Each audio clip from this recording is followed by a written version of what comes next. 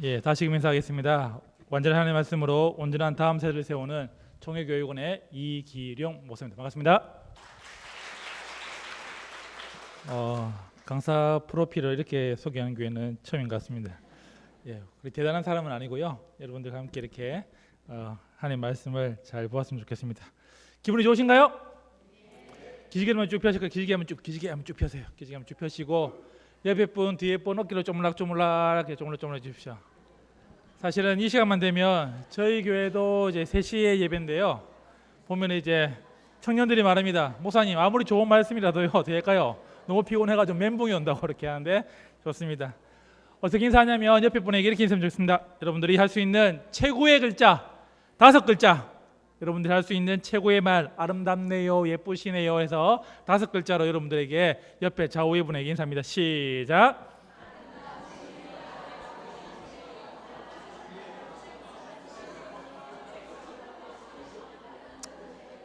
예, 좋습니다. 예, 진짜 아름다우신가요? 진짜 멋지십니까? 예, 좋습니다. 여러분들이 그런 마음으로 이렇게 하나님 앞에 나왔으면 좋겠습니다. 기분이 좋으시죠? 예, 제가 강의를 하기 전에 항상 설교를 하기 전에 물어보는 질문이 있습니다. 파워포인트 좀 띄워주실까요? 보면 사랑하는 사람에게 줄 수 있는 최고의 선물은 어떤 선물인가라는 것이 제 질문입니다. 자, 띄워주세요. 파워포인트를. 앞에 저쪽에는 안 보이나요? 제가? 안 보입니까? 안 보이네요. 네, 알겠습니다. 지금 보이는 줄 알았는데요. 예, 사랑하는 사람에게 줄 수 있는 최고 선물 어떤 선물일까요? 참고로 뭐 복음, 예수님 이런 거 말고, 자 이렇게 최고의 선물, 사랑 그런 거 말고, 자 어떤 선물이 최고의 선물일까요? 나 이런 거 말고 좀 구체적인 거. 자, 뭐가 최고의 선물일까요? 머니, 돈 나왔습니다. 그렇죠. 보면 나오는데 제가 이제 서울에 있는 강남에 있는 교회 가서 물어봤어요. 어떤 선물이 최고의 선물일까 하니까 어떤 여자 집사님이요 아파트 요랬는데요. 요즘 아파트 가격이 왔다 갔다 하고 있습니다. 제가 생각하는 최고의 선물은 시간입니다. 시간 한번 지나가면 다시 옵니까? 오지 않습니까? 오지 않는다는 것이죠. 여러분들이 오늘 여기에 최고의 선물이 뭐? 시간을 가지고 나왔다는 것입니다. 성경에 보면 에베소서 이런 말씀이 있죠. 세월에 뭐? 아끼라는 말이 있죠. 아끼라는 말은 뭐냐면 헬라어로 보면 엑사고라조라는 말입니다. 엑사고라조. 뜻이 뭐냐면 무엇인가를 건져내다. 무엇인가를 건져내다는 거예요. 여러분들이 하나님 앞에 최고의 선물이 뭘 가지고 나왔다고요? 시간을 가지고 나왔다면 하나님 주시는 모든 것들을 다 건져갔으면 좋겠습니다. 옆에 보고 인사할까요? 다 건져갑시다. 시작. 다 건져갑시다. 모조리 건져갑시다. 예, 좋습니다. 이게 뭘까요? 이게 뭐죠? 딱 보니까 이게 뭐예요? 넘어가야 되는데 제가 신호를 보내면 예, 죄송합니다. 신호를 보내면 넘겨주세요. 자, 이게 뭐죠?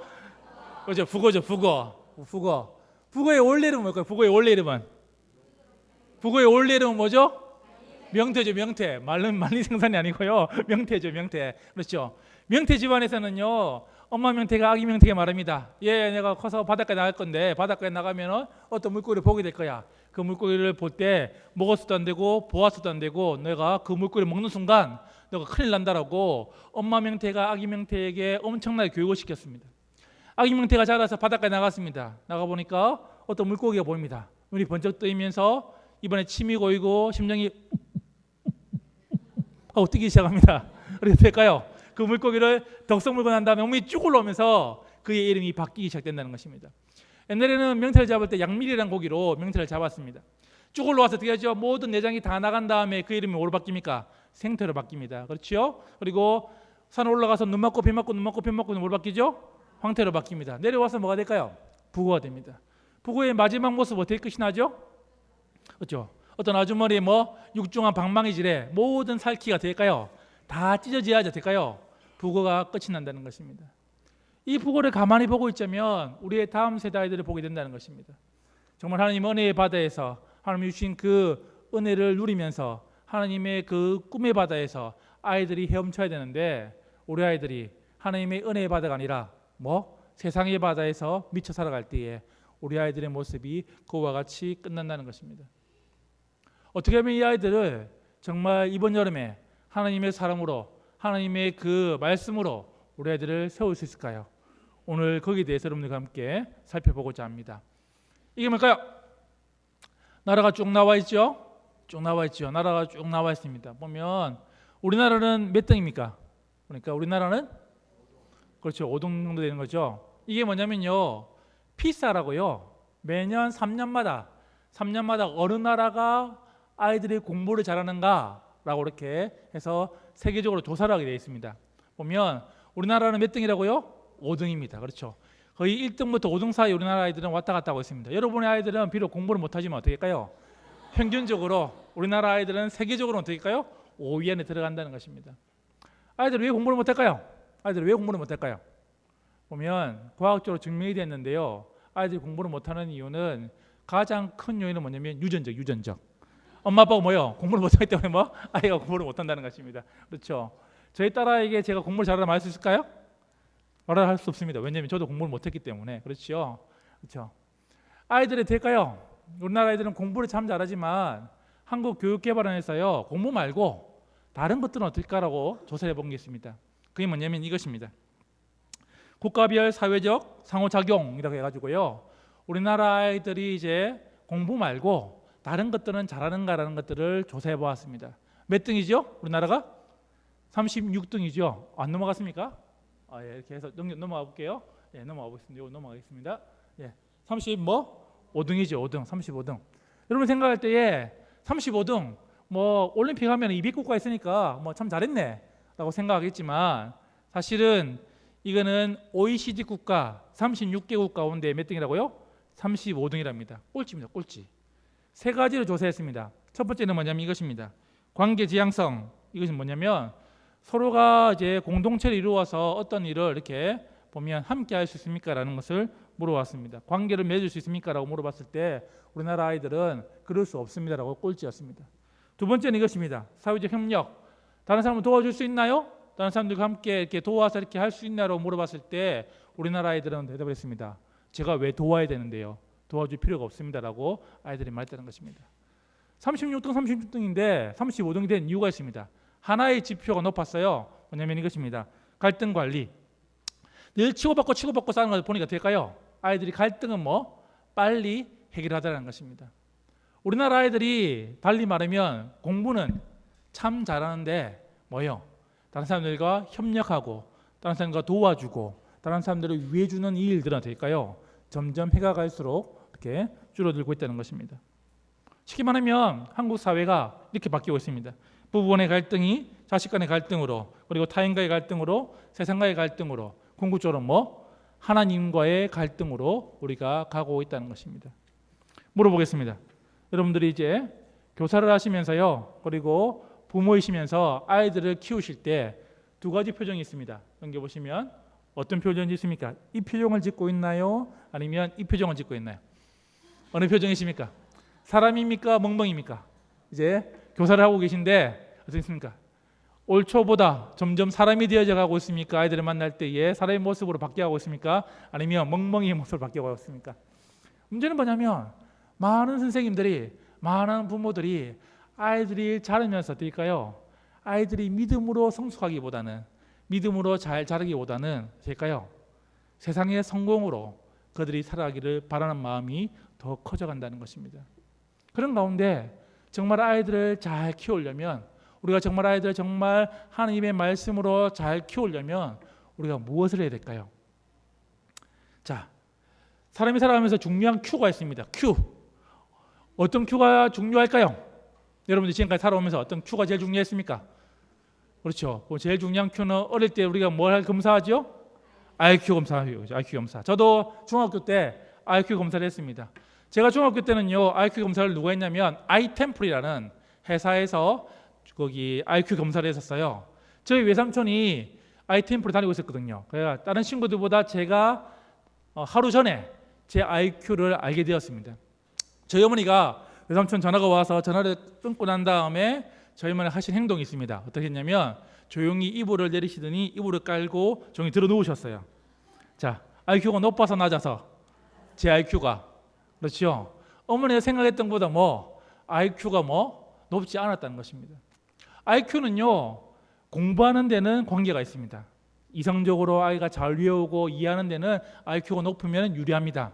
하지만 제가 40이 넘어 살아보니까 그 IQ는요 그렇게 크게 소용이 없다는 것입니다. 요즘 하나 뜨고 있는 Q가 하나 있습니다. 그게 뭐냐면 이것입니다. 뭐냐면 RQ라고요. RQ라고 무엇이냐면 회복 탄력성입니다. 이게 뭐냐면 아이들이 어떤 어려운 일을 당할 때에 이 어려운 일을 이겨낼 수 있는 힘이 이 아이에게 있냐 없냐는 것입니다. 이 실험은 여기서 이제 진행이 되었습니다. 여기가 어딜까요? 딱 보니까 어디 갔습니까? 일본 갔나요? 신혼여행으로 가장 가고 싶어하는 곳. 그렇죠. 북극 하와이가 아니라 진짜 하와이인데요. 지금의 하와이는 신혼부부들이 가고 싶은 곳. 그런데 1950년도 쉽게 말하면 2차 세계대전이 끝나고 난 다음에 하와이는 그런 곳이 아니었다는 것입니다.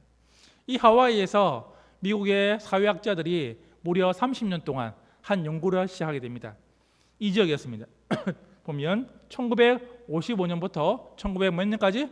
85년까지 넘겨보시면 85년까지 800명의 아이들, 빈민층의 아이들을 조사하게 됩니다. 어떤 조사였냐면 이 미국 사회에 왜 비행 청소년이 나오는가, 왜 문제 아이들이 나오는가 라는 것들을 조사하기 시작했습니다.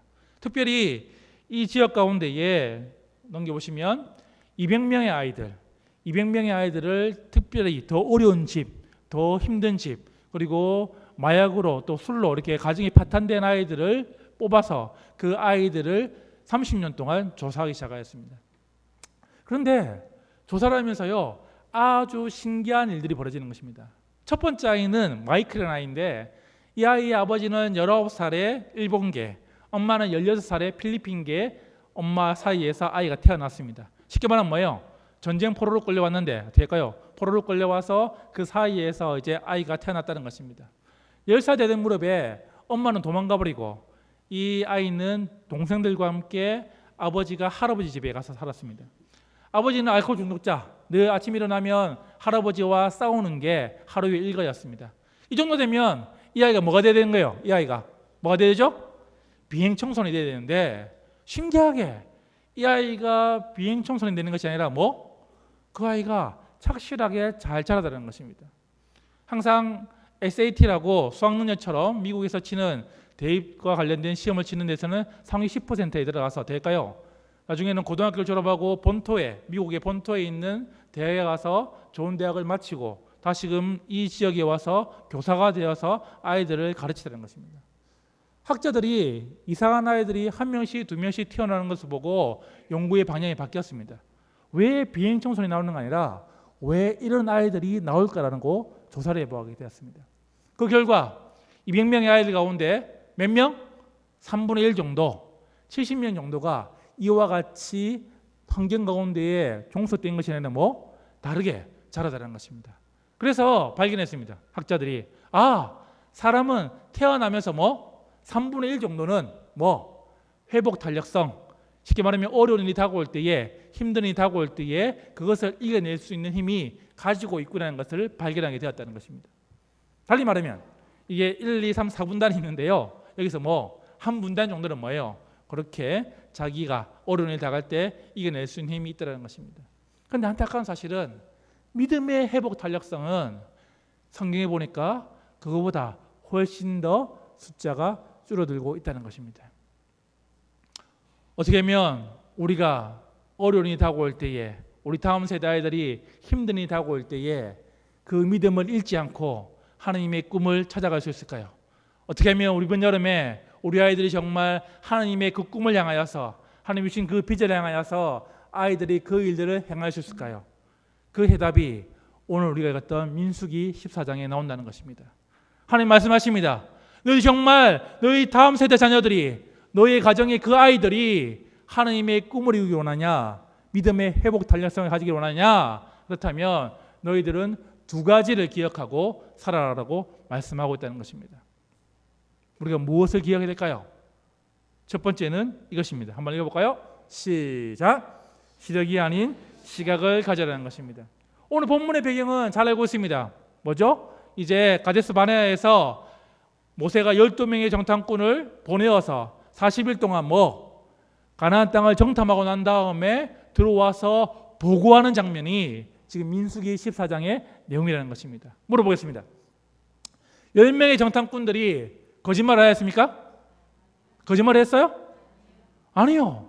그들은요, 본 그대로, 그들은 거짓말 한 적이 없습니다. 모세가 뭘 보러 했죠? 그 땅이 어떤 땅인지 보러 했고, 그 땅에 사는 거민이 어떤 사람인지 보러 했고, 그 땅의 열매가 어떤 땅인지, 어떤지, 그리고 그 땅에 있는 성곽이 어떤지, 이런 것들을 자세히 보고 오라 말했습니다. 10명의 정탐꾼들은 그들이 보고 온 것을 정확하게 이야기했습니다. 틀리게 이야기하지 않습니다. 문제는 뭐냐면 그들은 철저하게 뭐라고요? 시력의 인생이었다는 것입니다. 그들은 하나님이 바라보는 하나님의 시각이 아니라 철저하게 자기 눈으로 보는 시력의 인생이었다는 것입니다. 10명의 정탐꾼들의 나이가 어느 정도 되었을까요? 우리는 생각할 때 흔히 10명의 정탐꾼들은 믿음이 없는 사람일까 생각하지만 과연 믿음이 없는 사람이었을까요? 몇 살 정도, 몇 살? 평균 나이가 몇 살 정도 된 것 같습니까? 10명의 정탐꾼 나이가 평균 나이로 몇 살 정도 된 것 같죠? 몇 살 같습니까? 몇 살? 갈렙의 예를 들어보면 알 수가 있습니다. 갈렙이 몇 살이었죠? 40이었습니다. 쉽게 말하면 저 정도의 나이. 그러니까 돼요. 인생의 경륜도 있고, 그리고 될까요? 더 중요한 건 뭐예요? 60만 명 중에 12명을 뽑은 거예요. 장정만. 쉽게 말하면 몇 명 중에 한 명 뽑은 거예요? 5만 명 중에 한 명을 뽑았다는 것입니다. 안타까운 사실은 그렇게 뽑아서 골라와서 가장 믿음 좋은 사람을 뽑아서 보내었지만은 그들은 어떤 인생이었다고요? 시력의 인생이었다는 것입니다. 시력. 하나님의 시각이 아니라 그들은 철저하게 자기 눈으로 보는 것을 믿는 그 시력의 인생이었다는 것입니다. 물어보겠습니다. 자, 고3이 되면 기도를 많이 해야 됩니까? 작게 해야 됩니까? 고3이 되면 대학에 가야 돼요. 고3이 되면 돼요. 수련회 기도를 많이 됩니까? 작게 해야 됩니까? 기도를 많이 되죠. 자, 물어보겠습니다. 그러면 부모들이 중고등부 수련회 아이를 보냅니까? 보내지 않습니까? 보내야 됩니까? 보내지 않아야 됩니까? 근데 보냅니까? 보내지 않습니까? 잘 들어보세요. 3일 동안 공부 못해서 대학 가는데 심각한 문제가 있는 아이는요, 원래 대학 못 가는 아이입니다. 이해되시나요? 3일 빠져가지고 대학 가는데 뭔가가 문제가 있는 아이는 될까요? 원래 대학 못 가는 아이예요. 될까요? 그런 아이는 필히 수련회 보내서 하나님의 비전을 찾고 꿈을 찾고 그렇게 해야 한다는 것입니다. 문제는 많은 부모들이 뭐예요? 그와 같이 시력의 인생을 살아간다는 것입니다. 하나님의 시각이 아니라 정말 하나님이 주신 꿈이 아니라 세상의 것에 아이들의 잣대에 맞추어서 살아간다는 것입니다. 자, 물어보시면 대답을 잘 하셔야 됩니다. 이런 기도하면 될까요? 안 될까요? 하나님, 이 시대에 내 아이를, 내 자녀를 하나님 요셉과 같이, 다윗과 같이, 다니엘과 같이 하나님 사용하여 주시옵소서. 기도해야 됩니까? 하지 말아야 됩니까? 저 대답을 잘 하셔야 된다. 기도해야 됩니까? 하지 말아야 됩니까? 기도하고 있습니까? 하지 않습니까? 기도하고 있습니까? 예. 이 기도는요, 애 잡는 기도입니다. 애를 잡는 기도예요. 제가 설명해 드리겠습니다. 요셉이 되기를 원하세요? 애가 13년간 걔가 돼야 될까요? 네, 노예로 팔려가고 감옥에 끌려가야 돼요. 그렇죠. 다윗이 되기를 원하세요? 다윗은 어떻게 될까요? 22년간 어떤 사람이 걔를 죽이려고 될까요? 쫓아다니면서 될까요? 걔가 온 광야를 헤매면서 될까요? 살인의 위협에서 될까요? 늘 노심초사하고 살아야지 다윗이 될 수 있습니다. 다니엘 대박이죠. 다니엘 어디 들어야 돼? 어디 들어야 돼요? 에버랜드 아닙니다. 에버랜드 아니에요. 사자 하이파이브 아닙니다. 뒤에요. 진짜 사족을 어떻게 아이를 집어넣어야 된다는 겁니다.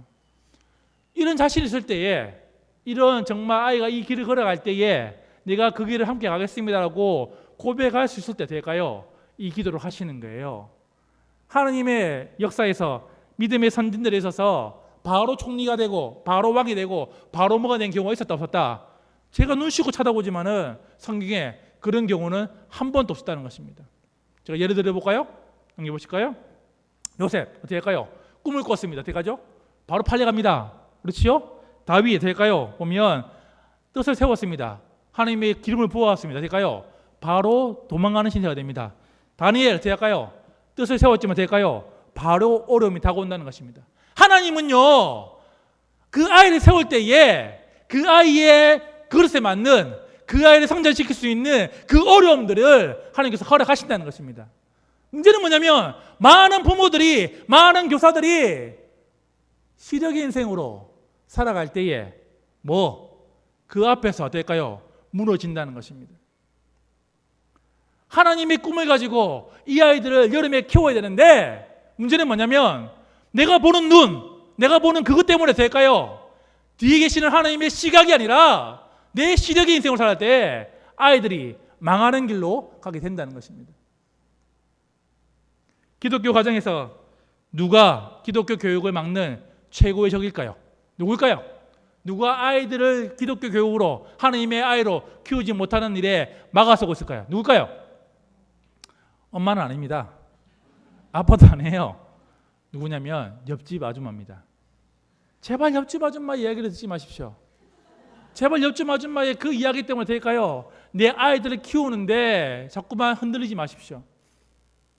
서울에서는 아이들이 자랄 때에 우유가 바뀌는 이야기가 있습니다. 서울의 이야기입니다.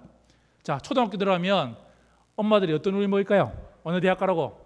그렇죠. 서울우유, 서울대학 가라고. 서울대학 가야 돼가지고 서울을 막 먹입니다. 딱 보면요, 중학교 딱 올라갈 때쯤 되면 엄마가 알아요.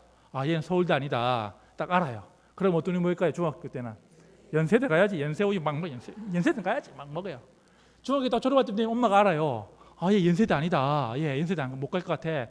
고1 되면 또 우유가 바뀝니다. 무슨 우유 바뀔까요? 건국우유. 그렇죠. 건국대 가야지. 건국대 가야지. 막 우유 막 먹어요. 고3 되면 대박이죠. 이제 애 건국대도 못 갈 것 같아. 그럼 어떤 우유를 바뀔까요? 참고로 서울에서는 부산우유를 팔지 않습니다. 부산에 안 팔아요. 어떠냐면 저지방 우유. 저지방만 가지 말라고. 어떻게 할까요? 엄마가 그렇게 한다는 거예요. 실제 일어나고 있는 일입니다. 그렇죠?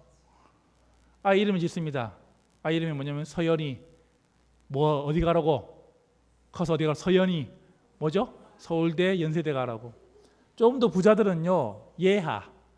예하? 예수님 하나님일까요? 무슨 이름일까요? 예하. 예일대 대학하고 하버드 가라고. 예하라고 준다는 것이죠. 서울에서는 옆집 아줌마가 이 한마디 하면요, 엄마들이 마음이 무너집니다. 누구 엄마 그렇게 애 키워서는 지하철 2호선 못 태워보내요. 지하철 2호선이 중요합니다. 지하철 2호선이 뭘까요? 우리나라의 좋은 대학, 서울대, 연세대 다 지하철 2호선에 다 있습니다. 그 한마디에 될까요? 믿음이 아니라 뭐냐면 시각이 아니라 시력으로 살아간다는 것입니다. 오늘 여러분들 예배를 마치고 여러분 집에 들어가면은 어떨까요? 여러분 집구석은 그대로 여러분 집구석 그대로 있을 겁니다. 그렇죠? 보면 나를 힘들게 하는 아이가 있으면 어떨까요? 그 아이도 그대로 있을 거고, 나를 힘들게 하는 남편이 있다면 될까요? 그 남편도 그대로 있습니다. 하지만 여러분들이 어떻게 무슨 눈을 뜨면 하나님의 시각을 뜨면 될까요? 달라 보인다는 것입니다. 달라진다는 것입니다. 우리가 이 세상에 시력의 인생이라 하나님의 시각의 인생을 가질 때에 우리의 삶은 달라진다는 것입니다. 첫 번째가 어떻게 하라고요? 시력이 아니라 시각의 인생이 되어야 됩니다. 여러분 진짜 이번 여름에 아이들을 잘 키우기를 원하신다면, 정말 하나님의 멋진 아이를 키우기를 원한다면 우리는 시력이 아니라 하나님의 시각의 인생이 되어야 된다는 것입니다. 두 번째는 이것입니다. 같이 한번 해볼까요? 시작. 미련이 아닌 믿음을 가져라는 것입니다. 14장 1절을 같이 한번 읽어보겠습니다. 자, 14장 1절 시작. 온 회중이 소리를 높여 부르짖으며 백성이 밤새도록 통곡하였더라. 보고를 받고 난 다음에, 보고를 들은 다음에 될까요? 이스라엘 백성들이 뭐 했다고요? 밤새도록 울었다는 것입니다. 사실은 그들이 믿음이 없음을 가지고 울어야 되는데 왜 울었어요? 이제는 들어가면 죽겠구나, 들어가면 망했구나, 그런 울음으로 될까요? 그들이 선택한 것이 뭐죠? 미련이라는 것입니다. 미련. 다시금 돌아가자, 다시금 그 애굽의 살림으로, 애굽에 있을 때가 더 좋았다라고 이야기한다는 것입니다. 왜 여러분들 집안이 계속해서 마찰이 있을까요? 왜 여러분들 집안이 왜 평안하지 못할까요? 그 이유는 자세히 찾아보면 첫사랑 때문에. 첫사랑. 그렇죠? 내가 이 남편만 만나더라도, 내가 이 아내만 만나더라도, 천만의 말씀이에요. 여러분들이 지금 살고 있는 그 짝이 하나님 주신 최고의 짝인 것을 믿으시기 바랍니다. 문제는 뭐냐면 이스라엘 백성들이 그렇게 했다는 것입니다. 그들이 하나님을 향한 믿음이 아니라 과거의 삶에 대한 미련으로 가득 차 있었다는 것입니다. 그들이 말하는 과거의 삶을 한번 돌아볼까요? 한번 읽어볼까요? 자, 한번 읽어볼까요? 자, 준비. 출애굽기 2장 23절 시작. 이스라엘 자손은 고된 노동으로 말미암아 탄식하며 부르짖으니 그 고된 노동으로 말미암아 부르짖는 소리가 하나님께 상달된지라. 그들이 돌아가자 했던 그 삶, 그들이 과거가 좋았다는 그 삶 생각해 보십시오. 그들이 죽지 못해서, 그들이 정말 하루하루 살기가 힘들어서 그 고통의 소리가, 그 고난의 소리가 하나님 앞에 상달되어서 하나님이 모세를 보내어서 그들이 건져내셨는데, 문제는 뭐냐면 그들은 아직도 다시금 그 미련의 삶으로, 그 고난의 삶으로, 그 고통의 삶으로 돌아가자라고 이야기한다는 것입니다. 이 시대의 많은 부모들이 이와 같은 삶을 살고 있다는 것입니다. 진짜 광야에서 하나님과 동행하는 삶을 아이들이 함께 살아가야 되는데, 문제는 뭐냐면 그 피라미드 아래에서 그 아이를 집어넣어서 언젠가 너는 저 피라미드 꼭대기에 올라설 날이 있을 거라고 그렇게 부모들이 가르칠 때에 우리 아이들이 믿음이 아니라 미련의 삶으로 살아가게 된다는 것입니다. 문제는 이 아이들이 진짜 하나님에 향한 그 믿음이 무엇인지를 보여줘야 한다는 것입니다. 놀라운 사실 알려드리겠습니다. 이날 아침에 이스라엘 백성들이 무엇을 먹었을까요? 이날 아침에 무엇을 먹었을까요? 만나를 먹었습니다. 놀랍지 않나요? 이날 아침에 누가 주신 음식을 먹었다고요? 하나님이 주시는 그 만나를 먹었다는 것입니다. 절대 그런 일이 없습니다. 절대 그런 일이 없는데, 절대 그런 일이 없습니다. 먼저 말씀드렸습니다. 자, 오늘 예배를 마치고 난 다음에 여러분들 다 모시고 저 다대포 앞보다 갑니다. 제가 다 모시고 간 다음에 제가 이렇게 합니다. 하나님, 절대 그런 일 없습니다. 절대 그런 일 없어요. 하나님, 오늘 이 가대교회 우리 성도님들에게 하나님의 능력을 보여주십시오 하고 제가 팍 해도 될까요? 다대포 그쪽에 해수욕장에 있는 물이 될까요? 와 올라가면 될까요? 저희가 대마도까지 걸어갔다 생각합시다. 하나님 믿을까요? 믿을까요? 여러분들 하나님 믿겠습니까? 믿겠습니까? 예? 우리가 대마도까지 걸어갔다니까요? 믿어요? 안 믿어요? 좀 너무 먼 이야기인가요? 좋아요. 그러면 하나님, 제가 이제 끝나고 난 다음에 기도할 때, 하나님, 우리 성도님들이 배가 고픕니다. 하나님, 우리 성도님들에게 하나님 통닭 한 마리씩 내려보내십시오. 될까요? 여러분 딱 끝나자마자 될까요? 여러분 앞에 통닭이 다다다다 떨어지면 될까요? 하나님 믿을까요? 믿을까요? 믿을까요? 믿을까요? 믿겠죠. 근데 놀라운 사실은 지금 누가 그걸 경험했다는 거죠? 이스라엘 백성들이 그와 같은 일을 경험했다는 것입니다. 홍해를 갈라지고 반석에서 물이 터져 나오고 이 앞장에 메추라기를 먹었고 수많은 기적들이 있었지만 될까요? 그들은 믿음이 아니라 미련의 삶을 선택했다는 것입니다. 한번 읽어볼까요? 자, 뭐라 되어 있으면 시작. 자, 시작. 믿음은 기적을 낳지만 기적이 믿음을 낳지는 않는다. 그 수많았던 기적들이, 하나님 보셨던 그 수많았던 그 이적들이 그들의 믿음으로는 가지 않았다는 것입니다. 문제는 뭐냐면 진짜 우리가 가져야 될 그 믿음이 무엇입니까? 그 기적들이 아니라 하나님을 향한, 예수 그리스도를 향한 그 믿음이 흔들리지 않아야 되는데, 이 시대의 많은 부모들은 뭘까요?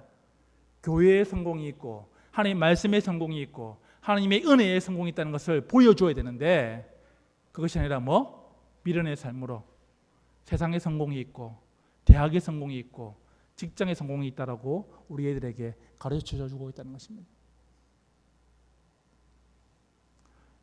이 사람들 기억하십니까? 혹시 외우고 계신 분 있습니까? 이 사람 누굴까요? 이 사람들 사람이 쭉 나옵니다. 혹시 이 사람들 외우고 있는 분 대단하신 분입니다. 이 사람들 누굴까요? 이 사람들은 10명의 정탐꾼의 이름입니다. 우리가 기억할 필요가 있나요? 없나요? 성경엔 기록되어 있지만은 뭐예요? 우리가 기억할 사람은 단 두 사람, 여호수아와 갈렙만 기억하면 된다는 것입니다. 성경엔 이름이 기록되어 있지만은 우리는 이 이름을 기록할 필요가 없다는 것입니다. 왜요? 이들은 미련의 사람이었거든요. 하나님께서 우리에게 요구하시는 것이 있습니다. 두 가지가 있었죠. 뭐였죠? 시력이 아니라 뭐? 하나님의 시각의 인생. 미련이 아니라 뭐? 하나님 향한 믿음의 인생을 우리가 살아가야 한다는 것입니다. 초등학생 아이에게 2학년 아이에게 물어봤습니다. 한번 넘겨보실까요? 자, 뭐가 들어가야 될까요? 자, 13일인데 이 아이가 이렇게 대답합니다. 뭐? 작은 삼촌 이렇게 말합니다. 자, 이렇게 이런 삼촌이 있다 없다? 저희 집에도 삼촌이 있어요. 이런 삼촌이 있지요. 문제는 뭐냐면 여러분들의 말씀을 들었는데 될까요? 여러분 삶이 바뀌어져야 한다는 것입니다. 표정이 이렇게 했죠. 여러분들 어떻게? 이렇게 되겠죠. 어떻게 하면 내가 어떻게 하라고? 자, 넘겨보실까요? 내가 어떻게 하라고? 자, 구체적인 방법을 알려드리겠습니다. 넘겨보시면 생각이 바뀌면 뭐가 바뀔까요? 행동이 바뀝니다. 행동이 모이면 뭐가 될까요? 습관이 되고 습관이 모이면 뭐가 될까요? 이것이 바로 운명이 된다는 것입니다. 오늘 여러분들이 하나님의 말씀을 듣고 난 다음에 여러분의 생각이 바뀌셔야 되는 것입니다. 아직도 내 마음에 뭐? 시력의 인생이면 뭐? 내가 하나님의 시각의 눈을 뜨셔야 되는 것입니다. 아직도 내 마음에 뭐? 세상을 향한 미련의 인생이었다면 뭐? 이제는 믿음의 인생으로 생각이 바뀌셔야 된다는 것입니다. 저는 이번 여름에 우리 아이들의 가슴에 이 마크가 찍기를 원합니다. 어떤 마크죠? KS 마크. 무슨 뜻입니까? 코리아 스탠다드가 KS 마크의 원래 뜻인데요. 제가 생각하는 것은 한국의 표준이 아닙니다. 제가 생각하는 KS 마크는 뭐? 킹덤 스탠다드. 하나님 나라의 표준으로 우리 아이들이 세움받기를 원한다는 것입니다. 이 아이를 볼 때에 누구나가 세상 모든 사람이 이 아이는 하나님 나라의 표준이다. 이 아이는 뭐 요소와 갈렙처럼 뭐 하나님의 꿈을 이어가는 그 아이로 우리가 보여줘야 한다는 것입니다. 그러기 위해서는 이 두 가지가 필요합니다. 한번 읽어볼까요? 시작! 하는 게 지식이 아니고 행하는 게 참 지식입니다. 아는 게 지식이 아닙니다. 여러분들이 수많은 말씀을 들었지만 그것이 지식이 되려면 어떻게 될까요? 행하셔야 됩니다. 삶으로 행하셔야 된다는 것입니다. 두 번째, 시작! 생활신앙인으로 참된 변화를 하셔야 됩니다. 제발 그 안에서의 신앙생활을 뛰어넘으십시오. 아이들이 정말 바라는 것은, 아이들이 부모에게 바라는 것은, 아이들이 정말 여러분들이 바라는 것은 뭐냐면 그 안에 신앙생활이 아니라 그 신앙생활을 뛰어넘어서 생활 가운데 신앙인으로 여러분들이 보여주기를 원한다는 것입니다. 제가 고등부를 할 때 우리 고등부 아이들이 이렇게 말합니다. 목사님, 이 지긋지긋한 교회 내가 대학만 들어가면 떠나버릴 겁니다. 왜? 저희 어머니는, 저희 아버지는 복음의 대적자입니다. 교회에서는 집사고 장로고 권사고 이렇게 있는데 집에만 들어오면 교회 일에 내가 신앙생활에 걸림돌로 나를 막는다는 것입니다. 그런 교회 내가 더 이상 다니지 않겠다라고 아이들이 말한다는 것입니다. 중요한 거는 교회 안에 신앙생활이 아닙니다. 그것을 뛰어넘어서 생활신앙인으로 여러분들이 삶이 바뀌어질 때에 아이들의 모습이 달라지게 된다는 것입니다. 어떻게 하면 될까요? 구체적인 방법을 알려드리겠습니다. 한번 읽어볼까요? 시작! 큐티로 시작해서 땡큐로 마치는 삶을 드립니다. 하루에 몇 퍼센트? 1%를 하나님께 드리면 하나님이 99%를 책임진다는 것입니다. 어떻게 하면 될까요? 제일 좋은 방법은 여러분의 아이가 지금 어리다면 하루빨리 가정예배를 회복하십시오. 저는 어릴 때 가정예배를 드렸었거든요. 저희 집은 가정예배 드리는 시간은 딱 정해져 있습니다. 부모님이 새벽길 다녀온 다음에 가정예배가 시작됩니다. 제가 중학교 때, 고등학교 때 가정예배를 드리지 않으면 어떨까요? 저희 어머니가 도시락 안 줬어요. 가정예배 무조건 드려야 돼요. 가정예배 드리고 가야 돼요. 저는 이 가정예배가 다른 친구들이 다 드리는 줄 알았어요. 모든 가정에서 드리는 줄 알았어요. 초등학생 때는. 알고 보니까 우리 집만 드리고 있어요. 이래 말하면 저희 아버지 지금이 뭐라고 생각하실까요, 여러분들이? 목사님 생각하시겠지만 저희 아버지는 일반 공무원이셨고 장로님으로 은퇴하셨습니다. 그런데 지금 저는 엄청나게 그 혜택을 누린다는 것입니다. 제가 10년 동안 이제 10년 넘게 지금 서울에 집이 있는데요. 보면 이제 부산에 이제 내려왔지만 주중엔 서울에 있는데 제가 어머니한테 전화드리면 어머니가 말씀하십니다. 내가 너를 위해서 기도하고 있다 할 때는요. 저는 어머니 아버지의 기도 시간을 알고 있다는 것입니다. 새벽 기도 갔다 온 다음에 아버지 어머니가 저를 위해서 가정 예배를 통해서 그리고 저희 집도 그렇게 예배를 드리고 있다는 것입니다. 문제는 진짜 아이를 잘 키우기 원하신다면 하루에 1%, 24시간에 1440분 1%는 몇 분이죠? 15분. 하루에 15분 아이들과 함께 말씀을 보며 기도하는 이 시간을 가지시라는 것입니다. 쉽지 않습니다. 하지만 이것이 습관화가 되고 이것이 될까요? 계속해서 반복이 되어지면 그 아이의 운명이 달라지게 된다는 것입니다. 말씀을 맺고자 합니다. 우리는 두 가지 인생으로 여러분의 삶을 끝을 낼 수 있습니다. 첫 번째 인생은 이것입니다. 마치 유리컵과 같습니다. 이 컵을 제가 바닥에 던지면 될까요? 그렇죠. 어떤 인생은요, 어떤 어려운 가운데에 남들이 보기에는 멋져 보이고 화려해 보이지만은 어떤 어려운 가운데에 한 방에 부서지는 인생이 있다는 것입니다. 그것이 어떤 인생일까요? 그것이 바로 시력의 인생이고 미련의 인생이 그렇다는 것입니다. 남들이 보기에는 화려한 크리스탈 컵처럼 보이지만은 하나님이 한번 시련을 줄 때에 어려움을 줄 때에 박살나는 인생이 있다는 것입니다. 또 다른 인생이 하나 있습니다. 그 인생은 마치 이 공과 같다는 것입니다. 이 탁구공을 제가 바닥에 세게 던지면 던져도 될까요? 이 공은 더 높이 튀어오른다는 것입니다. 더 높이 튀어오를 뿐만 아니라 더 높이 날아오른다는 것입니다. 하나님이 어려움을 줄 때에, 하나님이 고난을 줄 때에, 하나님이 시련을 줄 때는 감당치 못할 시련을 주지 않습니다. 그 아이가 이겨내고 그 아이가 성숙하고 그 아이가 성장할 만큼의 시련을 줄 때에 그 아이가 어떤 인생이 될지를 봐야 된다는 것입니다. 여러분 지금 어떤 인생으로 살아오고 있습니까? 남들이 보기에는 화려해 보이는 이 컵처럼 살아오고 있지만은 실상 내 삶 가운데는 교사지만은 부모지만은 아이들을 대할 때에 시력으로 미련으로 말씀보다는 세상의 성공에 목매어서 살아가는 아이로 키우고 있다면 그 아이는 이 컵과 같이 박살이 날 것입니다. 하지만 이 공과 같이 하나님 향한 시각으로 하나님 향한 믿음으로 요수아와 갈렙처럼 그 아이를 이번 여름에 하나님 앞에 들이신다면 그리고 그 아이와 함께 여러분이 함께 기도하신다면 하나님은 그 아이를 어려움이 다가오더라도 더 높게 세우실 것입니다. 뭐처럼? 요셉처럼, 다윗처럼, 다니엘처럼 하나님이 쓰신다는 것입니다. 어떤 인생이 되기를 원하십니까? 여러분들이 이 두 가지 가운데 하나를 선택하셔야 됩니다. 이 시간 한번 같이 기도할 때에 이렇게 했으면 좋겠습니다. 하나님, 지금까지 나의 인생이 어떤 인생인지 돌아보게 됩니다. 하나님, 혹시 나의 인생이 하나님 10명의 정탐꾼처럼 하나님 이스라엘 백성들처럼 내 눈에 보이는 대로 살아갔던 시력의 인생이 아닙니까? 하나님, 아직도 과거에 얽매여서 과거에 화려했던 그 삶을 꿈꾸며 하나님 그 미련의 줄을 놓지 못하는 인생은 아닙니까? 하나님, 이번 여름에 우리 아이들을 하나님 변화시키기 전에 내가 먼저 변화되기를 원합니다.